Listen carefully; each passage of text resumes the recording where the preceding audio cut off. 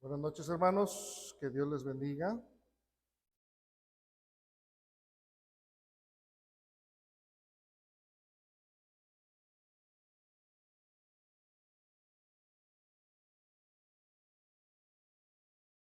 Vamos a continuar con nuestro tema. ¿Cómo puedo aprender más de Dios? Pero ahora ya entramos en relación a la revelación de Dios en el Nuevo Testamento. Por eso vamos a ver lo que son los evangelios. Porque en esta parte de los evangelios nosotros podemos encontrar como primera instancia a Jesús, la palabra de Dios hecha carne, quien nos trajo el pensamiento de Dios. No solamente ya era algo escrito como lo habían traído los profetas, sino que ya ahora era algo vívido, algo que ellos podían tener. Por eso el apóstol Juan, pues de alguna manera él dice ahí en el capítulo 1, en el verso 14, dice, y aquel verbo fue hecho carne y habitó entre nosotros.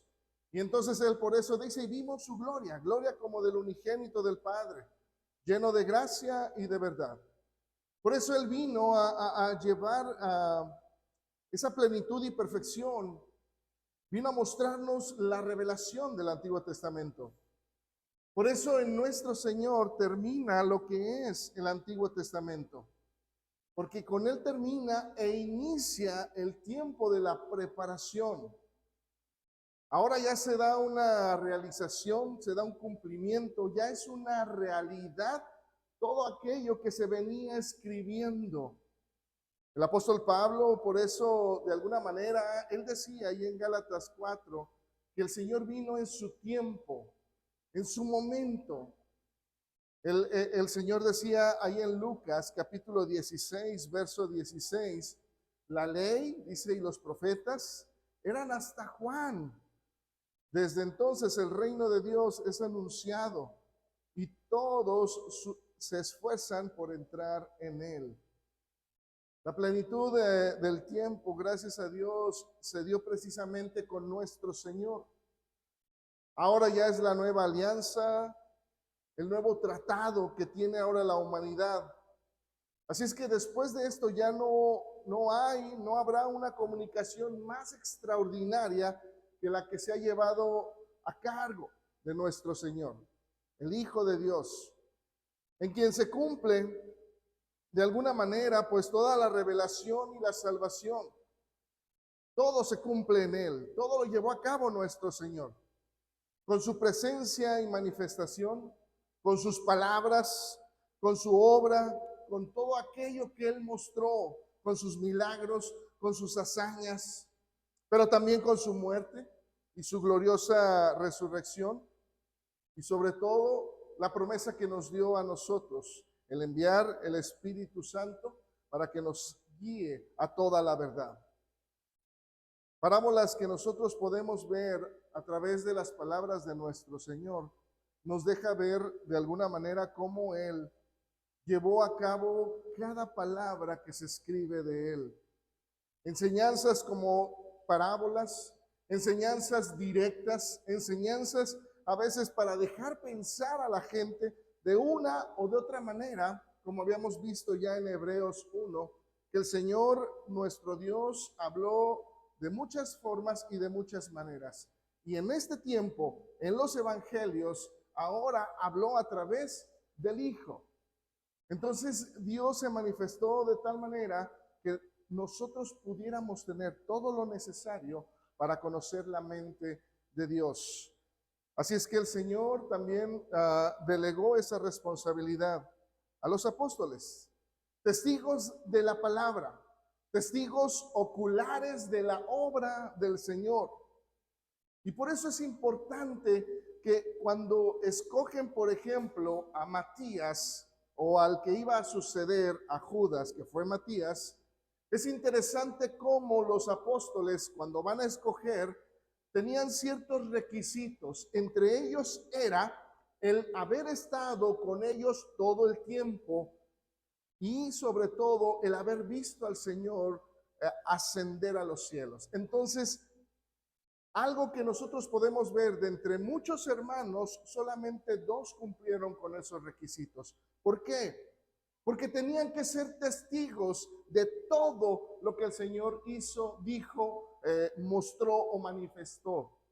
Porque era la tarea. No nada más es decir, bueno, tú me caes bien, tú te portas bien, veo que tienes una gran fe. No, el hecho de que se escogiera a Matías, porque cumplía con todos los requisitos para ser un testigo de la obra del Señor, desde que fue bautizado hasta que asciende a los cielos. Ellos iban a transmitir. ¿Y qué tal si hubieran escogido a alguien que no estuviera en algún evento?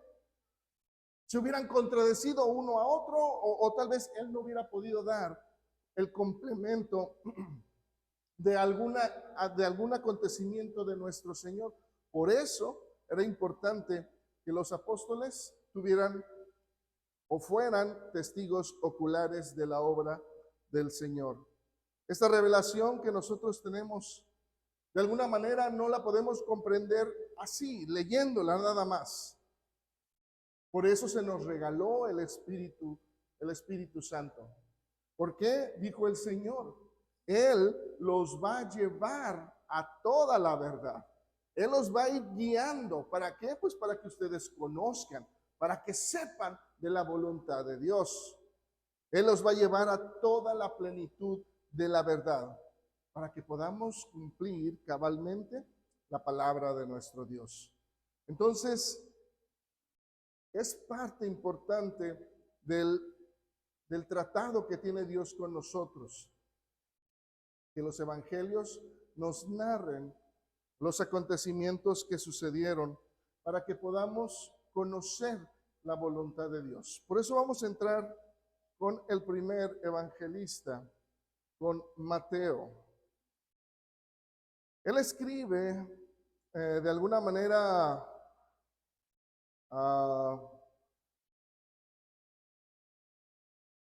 vamos a llamarlo así, a un público en específico, y por eso escribe de esa manera. Él decía ahí en Mateo capítulo 11, por ejemplo, versos 29 y 30, llevad mi yugo sobre vosotros, dice, y aprended de mí, que soy manso y humilde de corazón, y hallaréis descanso para vuestras almas, porque mi yugo es fácil y ligera mi carga.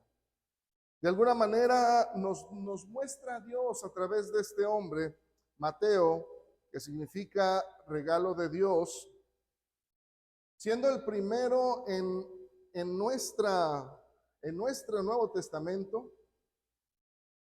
Está escrito por necesidad desde un punto de vista judío. Y de alguna manera él conserva esa continuidad del Antiguo Testamento. Por eso este evangelio presenta al Señor de alguna manera. Mateo lo presenta como aquel esperado rey, como el Mesías que se había, que tenían esa espera de su llegada. Por eso su genealogía, la genealogía de Mateo, se remonta desde David a Abraham. ¿Por qué? Porque ellos tienen esa visión. Corresponde precisamente a la genealogía de José, entendiendo de que los judíos no aceptarían o no tendrían esa aceptación de que una mujer estuviera dentro de una genealogía. Entonces, entendiendo que Mateo le escribe a los judíos, por eso su pensamiento o el cómo presenta a Jesús es precisamente como el rey esperado, como el Mesías, como el ungido de Dios que vendría. Otra de las características que tiene Mateo y que es pues muy peculiar, de hecho es único, es que él es el que menciona esta frase, el reino de los cielos. Esto nos muestra que mientras estaban bajo la ley, la autoridad del reino de Jehová pues estaba encomendada a los judíos. Pero lamentablemente teniendo pues esta sede ahí en Jerusalén y por el fracaso de Israel, pues Dios movió esa sede. Ya no es Jerusalén, ya no son los judíos únicamente. Ahora el Señor traslada su reino al cielo. Y ahora sí, no solamente los judíos, sino que también ahora todos podemos llegar a ese reino. Así es que este evangelio marca un cambio completamente en el pensar de los judíos. Ellos decían, el Mesías es para nosotros, el Cristo es para nosotros, el Rey es nuestro Rey. Pero lamentablemente, pues, ellos pierden esa bendición. Así es que cuando leamos Mateo, de alguna manera, pues, podemos nosotros encontrar el sometimiento a la voluntad de Dios, no de la ley, sino de aquel que está más alto que la ley, aquel que puso la ley. Por eso el Señor decía, llevad mi yugo sobre vosotros y aprended de mí. Entonces Mateo lleva ese énfasis en cuanto a escribirle a los judíos. Marcos es un tanto diferente. Él escribe ahí en el capítulo 10, verso 45, y él nos va a ir mostrando cómo presenta a Jesús. Dice ahí en Marcos 10, verso 45, porque el Hijo del Hombre no vino para ser servido, sino para servir y para dar su vida en rescate por muchos. Entonces, Marcos nos muestra precisamente su nombre, un guerrero o defensa. Y él nos muestra un relato conciso. Él no anda, no detalla, de hecho, pues él no muestra la genealogía, sino que su relato es un tanto más conciso, más enérgico en el servicio del Señor. Por eso él muestra o retrata al Señor como el siervo perfecto de Dios. Su lenguaje es un tanto directo y sencillo.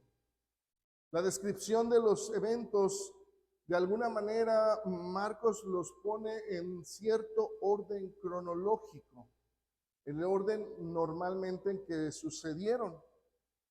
A él se le atribuye un tanto más orden que Lucas, pero entre los dos son los que ponen los eventos en su orden cronológico y se los atribuyen más a Marcos, porque Lucas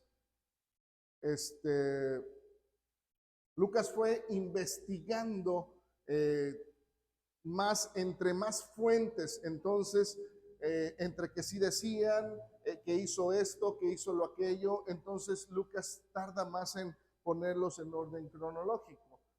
Se le atribuye más a Marcos el hecho de que los eventos que él narra estén en orden como sucedieron. Entonces, ¿quieren ver cómo sucedieron las cosas en cuanto en la vida del Señor?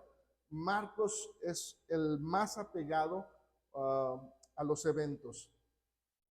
Pero la humildad que nos muestra Marcos y el servicio del Señor nos lo muestra de una forma incansable. Porque él tenía un propósito, el servicio a Dios. Esa siempre fue su meta, siempre fue estuvo en su pensamiento. El satisfacer la necesidad de incontables almas. Por eso, de alguna manera, su muerte siempre fue ese sacrificio único, perfecto, para consagrar, para poder llevarnos a Dios. Todo lo que hace el Señor es precisamente para llegar hasta ese punto. Y el carácter que Él muestra en esta ofrenda por el pecado de su sacrificio es visto aquí no simplemente como que Él lleva nuestros pecados, sino que Él ha tomado sobre sí el juicio pleno del pecado, la terrible raíz de los pecados, el principio mismo de todo lo que se opone a Dios. Y Él ha servido a Dios de una manera consagrada.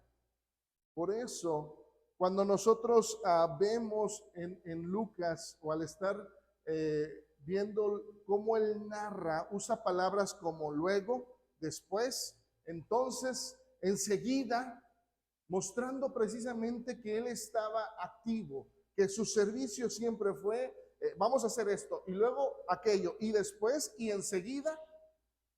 Por eso lo muestra así Marcos, porque Él muestra al Señor como ese siervo que se necesitaba para llevar la voluntad de Dios. Lucas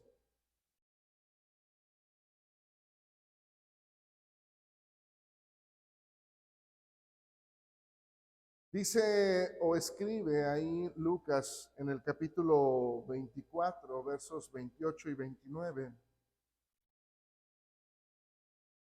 Él les dijo: ¿por qué estáis turbados y viene a vuestro corazón estos pensamientos? Mirad mis manos y mis pies, que yo mismo soy. Palpad y ved, porque un espíritu no tiene carne ni huesos, como veis que yo tengo. Lucas, su nombre nos va dando un poquito de más claridad. Significa el que destaca por su brillo, el que resplandece, el luminoso, una luz. Es el único gentil conocido para escribir las escrituras. Por eso Lucas escribe o relata o presenta a Jesús de una forma más hermosa, porque él lo presenta como el Hijo del Hombre. Y aquí a veces hay mucha confusión en la gente. ¿Por qué Hijo del Hombre? Y es precisamente por lo que Él hizo, porque Él se entrega al hombre, por el hombre, por la acción que Él hace por nosotros, es precisamente que lleva ese título, siendo el Hijo de Dios, como decía el apóstol Pablo ahí en Filipenses, que no estimó el ser igual a Dios como cosa que aferrarse, sino que se despoja. Siendo el Hijo de Dios, se hace Hijo del Hombre, se entrega por la humanidad. Por eso lleva ese título. Y nos muestra en este evangelio, para exponer la realidad, la perfección de su humanidad. Por eso Lucas enfatiza mucho en detalles, por ejemplo, como su nacimiento anunciado y cómo lo va describiendo. Nos muestra su crecimiento, detalles como que crecía en sabiduría y en estatura y en gracia para con Dios y los hombres. También nos muestra cómo, pues, su accesibilidad, de alguna manera, su interés por la humanidad. De hecho, por eso Él nos muestra cómo Él tenía ese deseo de estar con sus discípulos. Decía ahí en Lucas capítulo 22, verso 15, por ejemplo, Él les dice: cuánto he deseado comer con vosotros esta Pascua, dice, antes que padezca. De alguna manera nosotros podemos ver cómo el Señor se relacionó, y Lucas rescata esos detalles que de alguna manera nosotros podemos tener y ver en el Señor su interés por nosotros. Lucas también nos muestra sus palabras de perdón desde la cruz. También nos muestra su demostración, o la demostración que hace el Señor de su resurrección y sobre todo su ascensión. Entonces, nosotros podemos ver en Mateo, se ve la autoridad, en Marcos se ve el servicio, aquí en Lucas lo que resplandece es precisamente la gracia. Gracia que viene no solo a Israel, sino que también se derrama a los gentiles.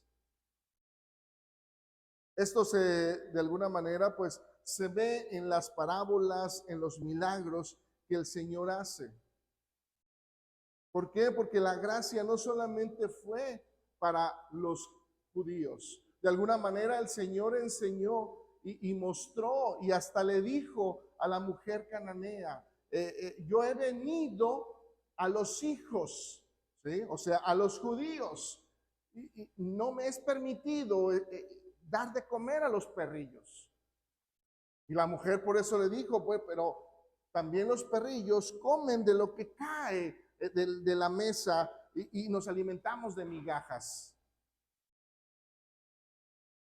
Ese era el pensamiento de todo judío. Pero Lucas nos muestra cómo la gracia iba a llegar no solamente para los judíos, sino también ya se había desplazado para los gentiles. Por eso Lucas nos muestra o nos proyecta a Jesús como el Hijo del Hombre, trayendo la gracia.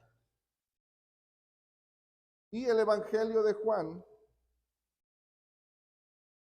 cuando leemos, por ejemplo, ahí en Juan capítulo 1, verso 14, dice la Escritura, y aquel verbo fue hecho carne y habitó entre nosotros. Y vemos su gloria, dice, gloria como del unigénito del Padre, lleno de gracia y de verdad. Su nombre, Juan, significa Jehová es dador de gracia o pleno de gracia. Y el Evangelio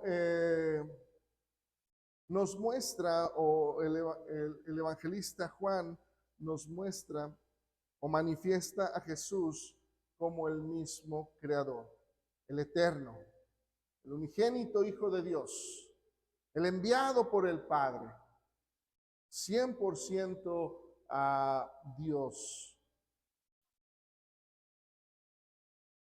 Esto nos muestra no solamente una parte o una característica, sino que Juan, por eso su evangelio se considera más universal.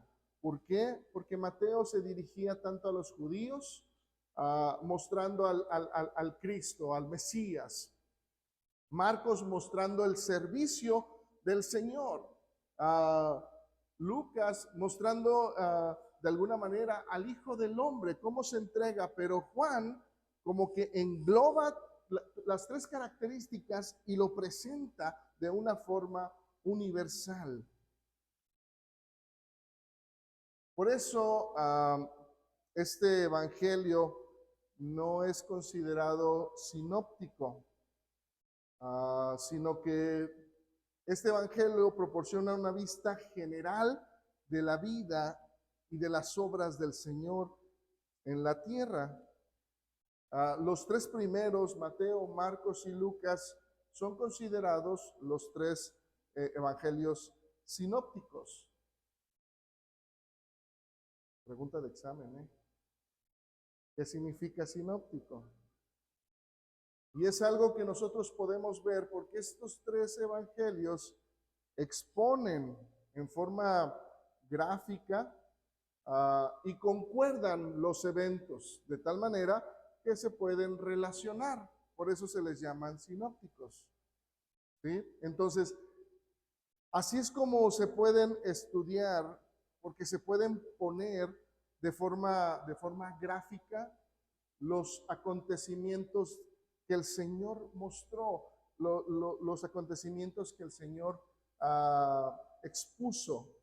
Y entonces, pues tanto en Mateo, Marcos y Lucas, normalmente los eventos se ven, se pueden relacionar. Podemos ir en un evento a Mateo, el mismo Marcos y el mismo Lucas.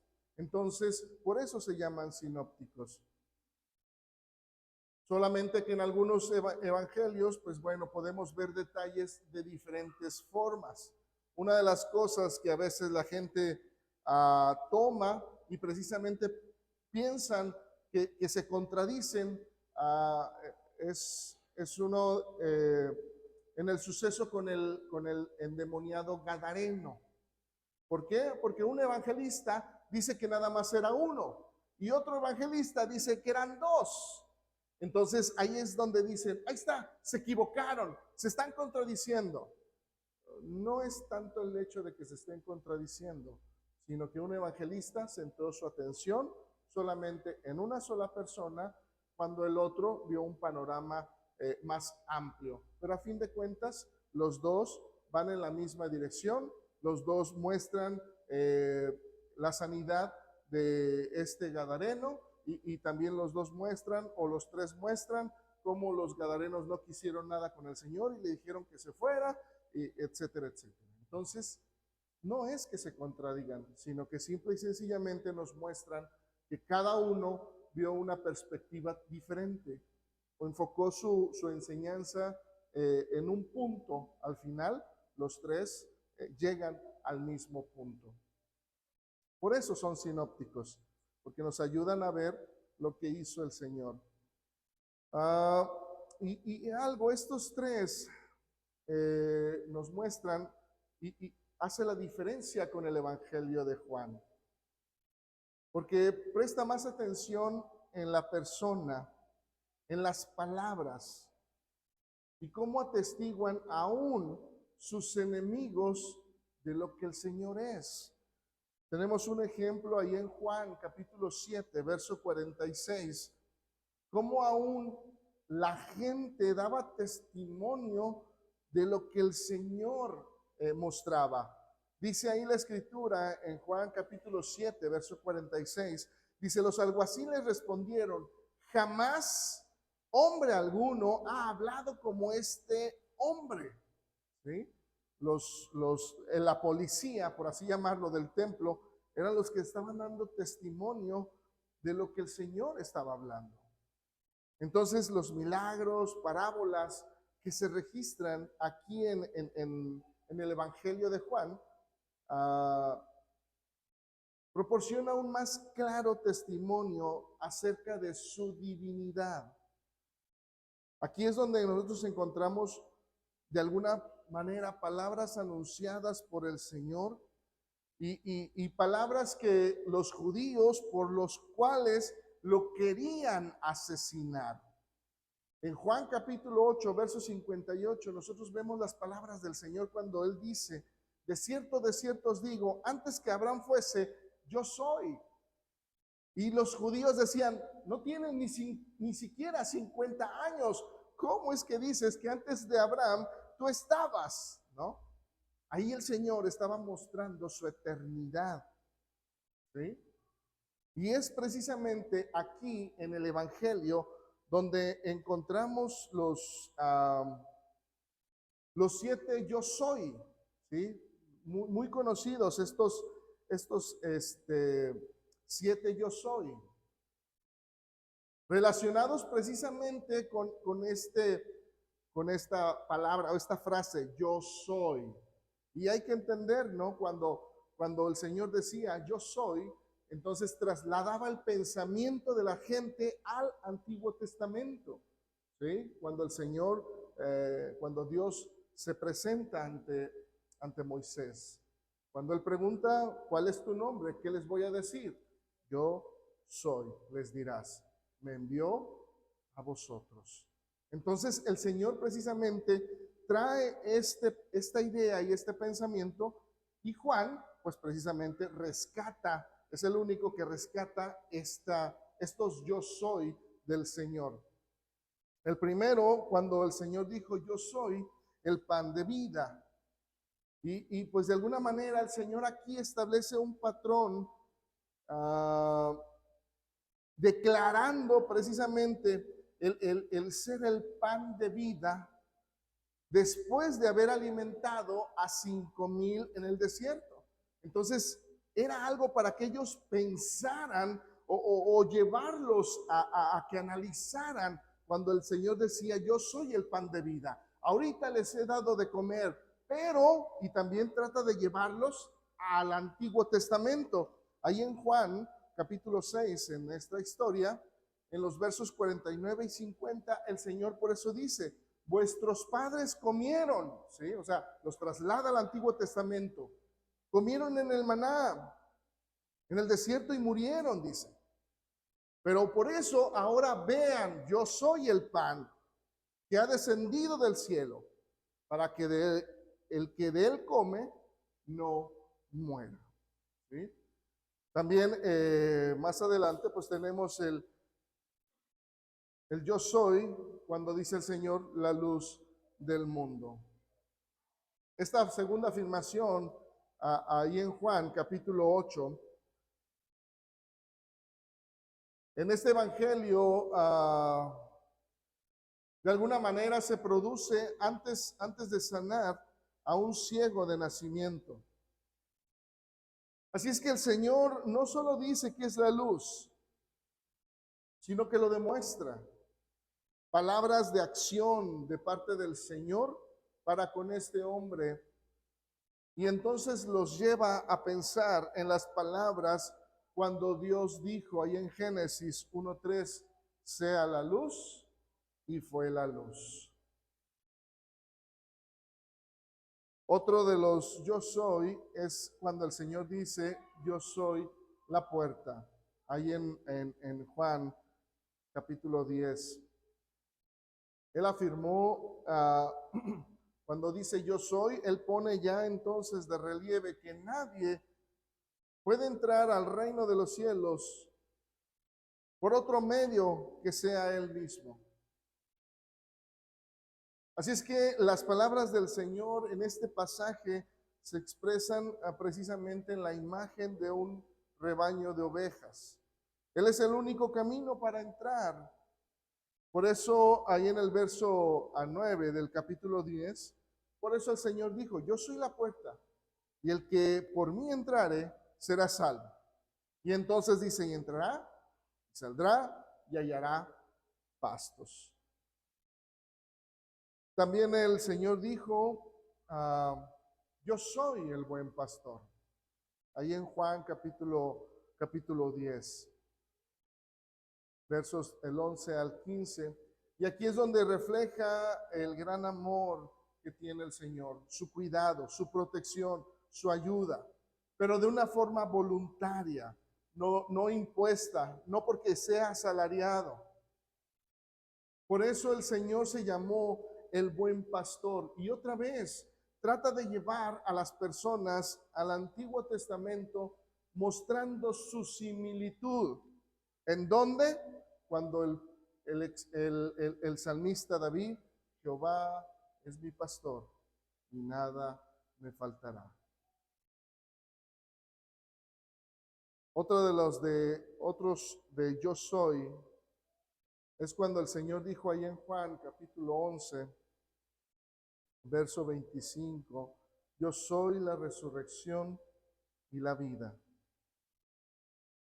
De alguna manera, pues antes de resucitar a Lázaro de entre los muertos, nosotros vemos cómo el Señor mostró con palabras que Él era la resurrección. Él lo dijo, se los mostró, pero para que no fueran palabras vacías como las de los escribas y los fariseos, pues entonces por eso el Señor resucitó a Lázaro de entre los muertos.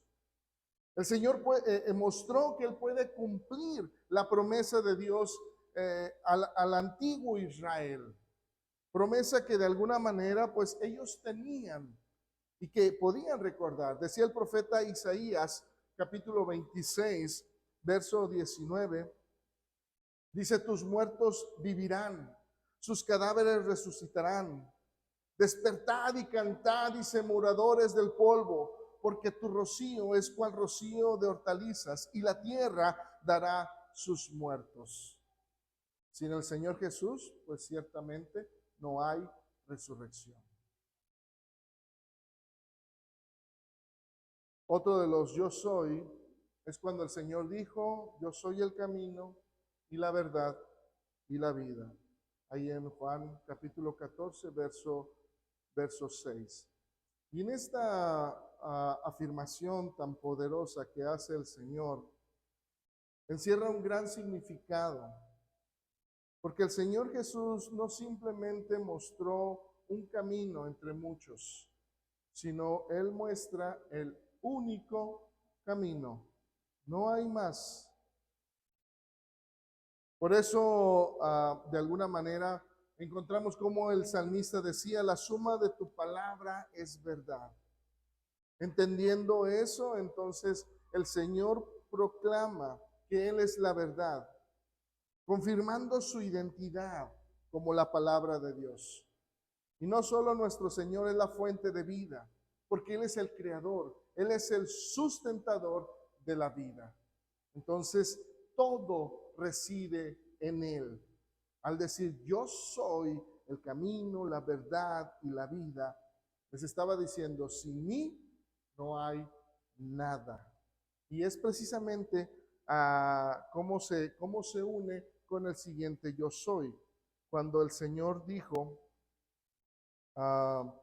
yo soy la vid, yo soy la vid verdadera. Y mi padre decía allá en Juan 15:1, y mi padre decía, es el labrador. De alguna manera, esta última afirmación metafórica que el Señor hace del yo soy, nos muestra precisamente la importancia de estar unidos a Cristo. El mismo Señor nos muestra que Él es el que provee, que Él es el sustentador, que Él es el que nos proporciona lo necesario para que podamos dar fruto. Pero también la contraparte, Él mismo lo mostró. Alejados de mí, dice, nada podéis hacer. ¿Sí? Entonces, ahí donde nos muestra precisamente la gran importancia de estar unidos a Cristo. Entonces, el Evangelio de Juan nos muestra esta gran reseña de nuestro Señor a través de la forma en cómo Él se presentó, de una forma metafórica, siendo Dios. No lo dijo tan abiertamente, bueno, solamente 2 veces mencionó el yo soy, mostrando su divinidad, y lo veíamos precisamente. Uno de ellos es ahí en Juan capítulo 8, verso 58, cuando el Señor dijo, de cierto os digo, antes que Abraham fuese, yo soy. Entonces, los verbos que el Señor utiliza contrastan entre sí.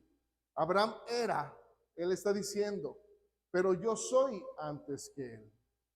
Entonces, los judíos precisamente entendieron esta afirmación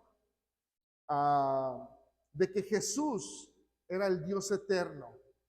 De tal manera que dice la Escritura, ahí es donde nos muestra que ellos entendieron bien, que ellos sí sabían que se estaba diciendo ser ese Dios creador. ¿Por qué? Porque dice la Escritura en el verso 59 que tomaron piedras para arrojárselas. ¿Por qué? Porque era parte de la ley que si alguien se consideraba como un hereje, entonces la pena era ser muerto a pedradas, ¿sí? A ser lapidado. Por eso los judíos dice que cuando escucharon que el Señor dijo antes que Abraham fuese, yo soy, entonces ellos dijeron, este está hablando blasfemias, y entonces por eso agarraron piedras para lanzárselas. Dice el Señor, pero Jesús se escondió y salió del templo y atravesando por el medio de ellos, se fue. Esa es la primera que podemos ver. Y la segunda es cuando el Señor va a ser arrestado. En esta segunda intervención, el Señor usa otra vez yo soy. Ahí en el huerto del Getsemaní, dice la Escritura en Juan capítulo 18, versos 4 y 5, cuando llegaron a arrestar al Señor, dice la Escritura, pero Jesús, sabiendo todas las cosas que le habían de sobrevenir, dice, se adelantó y les dijo, ¿a quién buscáis? Y dice entonces en el verso 5 que le respondieron a Jesús Nazareno. Y entonces el Señor les dice, yo soy. Lo interesante de esto, o algunos dicen, bueno, no tiene ninguna relevancia. El Señor pues nada más está diciendo, muy bien, pues yo soy, o sea, a quien buscan, pues soy yo, ¿no? Pero la diferencia se muestra en el siguiente verso, en el verso 6. Porque cuando escuchan, yo soy, dice la Escritura, en el verso 6, cuando les dijo, yo soy, dice, retrocedieron y cayeron a tierra. Algunos comentaristas dicen que se postraron a adorar, ¿sí? Cuando habla de caer a tierra. Otros se asustaron de alguna manera, sea una o sea la otra. Ellos sabían lo que implicaba el que alguien dijera, yo soy. Era el nombre de Dios, ¿sí? Entonces, pues de alguna manera nosotros podemos ver cómo el Evangelio de Juan, pues nos trae esa muestra de quién era Jesús. Cada uno, tanto Mateo, Marcos, Lucas y Juan, nos muestran un pequeño panorama, no todo. El mismo apóstol Juan dijo, si se escribiera, si pudiéramos escribir, se escribirían muchos libros de lo que el Señor hizo, ¿sí? Pero lo que está escrito, nada más Juan, está diciendo, lo que está escrito es para que creamos. O sea, es como una síntesis, estaba diciendo Juan. Es lo que necesitamos nosotros para creer. Por eso necesitábamos varios, según la ley, en boca de 2 o 3 testigos, puede ser una palabra corroborada o puede ser una palabra aceptada. Por eso era importante que hubieran pues más evangelios. Aunque con uno, decía Juan, con solo esto, ¿podemos llegar a creer? Sí. Pero gracias a Dios que Él nos mostró muchas de las facetas de nuestro Señor, como alguien que estaba dispuesto a cumplir la voluntad de Dios, como alguien que estaba listo a servir, como alguien que se había entregado por amor. Entonces, podemos ver cómo todos estos testimonios nos ayudan a nosotros a conocer más de Dios, pero sobre todo de la voluntad que Él dejó escrita y que el Señor vino a mostrarnos. Y los evangelistas nos ayudaron en ese sentido. Muy bien, pues hasta aquí le vamos a dejar. Dios les bendiga. Dejo el lugar.